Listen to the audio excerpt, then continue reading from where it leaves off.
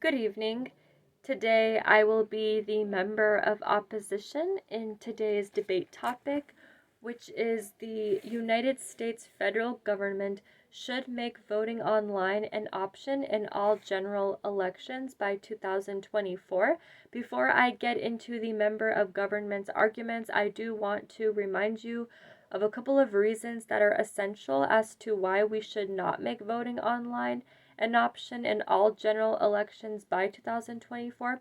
From what the negative has said, that Americans already have an option not to drive and that they have mail in voting. As a reminder, mail in voting is always an option for people. So instead of driving to voting polls, they can have a ballot at home and turn it in by mail. And this is a good thing because people don't have to worry about driving and wasting gas just to go to a voting poll.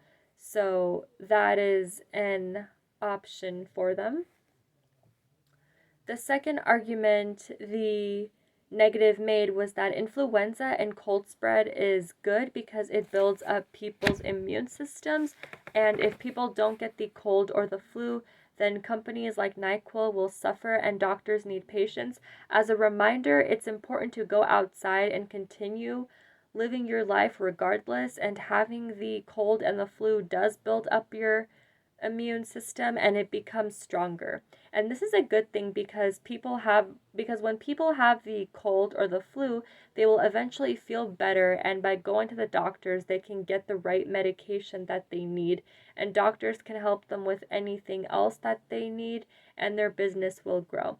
The next argument the negative made was that we don't think people will vote because it's online, and that people used to vote for American Idol than presidential candidates in this country, and in recent years, voting has gone down by 67%.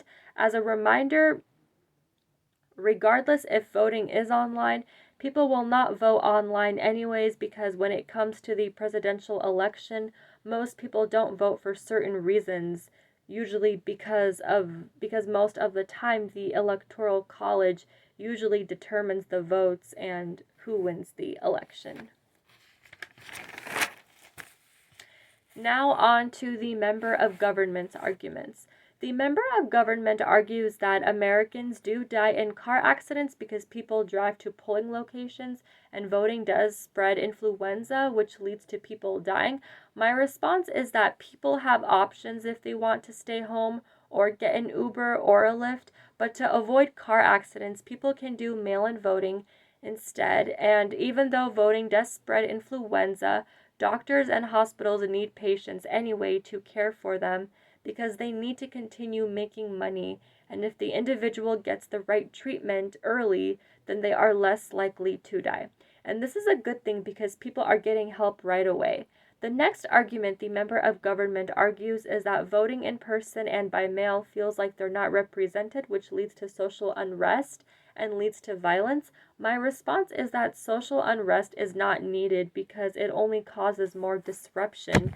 And this is bad because people would rather vote by mail or in person, and they would vote in peace. The next argument the member of government argues is that Americans rank voting above following the law in terms of importance, and that a lot of people want to vote. It's just hard to vote. My response is that people can vote if they want to, and they can seek guidance from family members to help them with their ballots, and mail-in voting is convenient because people can do it at their own time.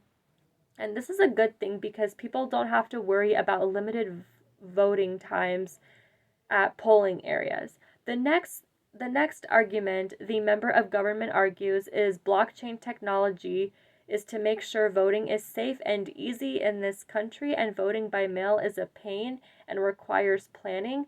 My response is voting by mail does not require as much planning. Voting in person does because people have to arrive at polling locations at a certain time before they close.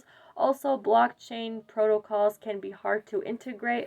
According to the website 101 Blockchains, states that one of the major blockchain implementation challenges is the cost of the whole process and the inability to serve many users. And this is bad because we can't always rely on technology.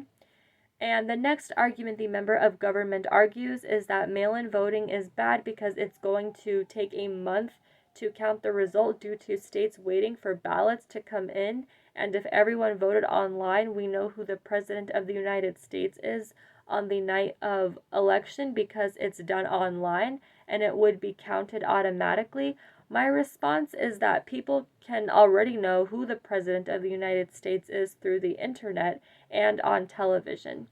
Lastly, the member of government argues that the increase in economy is because of the post office is because the post office is no longer concerned about mailing ballots and they are focusing on delivering packages.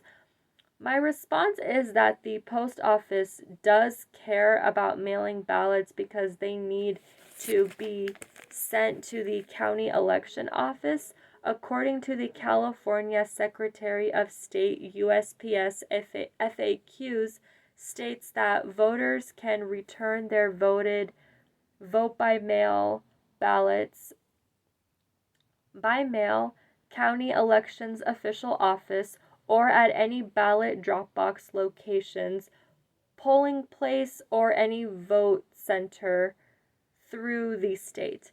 And this is a good thing because people have other choices of how they choose to send their mail-in ballots, and it can also help them send their ballots in faster to make sure that they have went through.